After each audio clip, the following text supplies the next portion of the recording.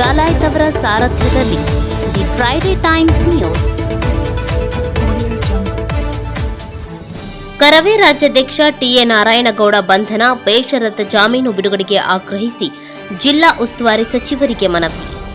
ಕರ್ನಾಟಕ ರಕ್ಷಣಾ ವೇದಿಕೆಯ ರಾಜ್ಯಾಧ್ಯಕ್ಷರಾದ ಟಿಎ ನಾರಾಯಣಗೌಡ ಸೇರಿದಂತೆ ಕರವೇ ರಾಜ್ಯ ನಾಯಕರು ಹಾಗೂ ಕಾರ್ಯಕರ್ತರನ್ನ ಬಂಧಿಸಿದ್ದು ಕೂಡಲೇ ಎಲ್ಲರನ್ನ ಬೇಷರತ್ ಜಾಮೀನಿನ ಮೇಲೆ ಬಿಡುಗಡೆ ಮಾಡುವಂತೆ ಮಾನ್ಯ ಕಾನೂನು ಸಂಸದೀಯ ವ್ಯವಹಾರಗಳು ಮತ್ತು ಪ್ರವಾಸೋದ್ಯಮ ಇಲಾಖೆ ಸಚಿವರು ಹಾಗೂ ಗದಗ ಜಿಲ್ಲಾ ಉಸ್ತುವಾರಿ ಸಚಿವರಾದ ಎಚ್.ಕೆ. ಪಾಟೀಲ್ ಅವರಿಗೆ ಕರವೇ ರಾಜ್ಯ ಪ್ರಧಾನ ಕಾರ್ಯದರ್ಶಿ ಹನುಮಂತಪ್ಪ ಎಚ್. ಅಬ್ಬಿಗೇರಿ ಅವರ ಮುಖಾಂತರ ಮನವಿ ಸಲ್ಲಿಸಿದರು.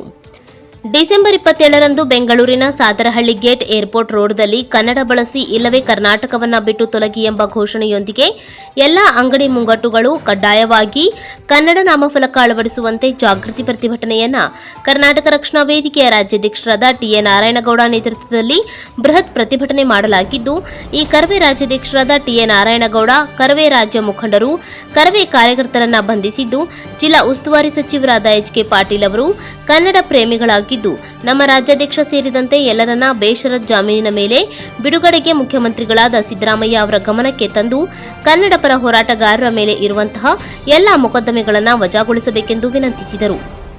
ಈ ಸಂದರ್ಭದಲ್ಲಿ ಕರವೇ ಯುವ ಘಟಕದ ಜಿಲ್ಲಾ ಉಪಾಧ್ಯಕ್ಷ ಮಾರುತಿ ಇಳಿಗೇರ್, ಜಿಲ್ಲಾ ಉಪಾಧ್ಯಕ್ಷ ಕುಮಾರ್ ರೇವಣ್ಣವರ್, ಯುವ ಘಟಕದ ಜಿಲ್ಲಾ ಪ್ರಧಾನ ಕಾರ್ಯದರ್ಶಿ ಕೃಷ್ಣ ಲಮಾಣಿ, ಜಿಲ್ಲಾ ಕಾರ್ಯದರ್ಶಿ ವಿನಾಯಕ್ ಬದಿ, ಗದಗ ನಗರ ಅಧ್ಯಕ್ಷ ಅಜೀಂ ಖಾಜಿ, ಕಾರ್ಮಿಕ ಘಟಕದ ಕಾರ್ಯದರ್ಶಿ ತೌಶಿಫ್ ಡಾಲಾಯತ್, ಕಾರ್ಮಿಕ ಘಟಕದ ಉಪಾಧ್ಯಕ್ಷ ಇರ್ಫಾನ್ ತಾಳಿಕೋಟಿ, ಬೆಟಗೇರಿ ಪ್ರಧಾನ ಕಾರ್ಯದರ್ಶಿ ಸಲೀಂ ಸೀರೇವಾಡ್, ಇಸಾಕ್ ನದಾಫ್, ದ್ಯಾಮಣ್ಣ ಇಳಿಗೇರ್, ಶಬ್ಬೀರ್ ಕೊನ್ನೂರ್, ಶ್ರೀಕಾಂತ್ ಪೂಜಾರ್, ಅಕ್ಬರ್ ಸರ್ಕಸ್, ಸಲೀಂ ಸಾಬ್ ಬೂದ್ಲೆಖಾನ್, ಕಲಾಂದರ್ ಖಾಜಿ, ಇರ್ಫಾನ್ ದಂಡೀನ್, ಪ್ರಶಾಂತ್ ನವಲಗುಂದ ಸೇರಿದಂತೆ ಕರವೇ ಅನೇಕ ಕಾರ್ಯಕರ್ತರು ಉಪಸ್ಥಿತರಿದ್ದರು.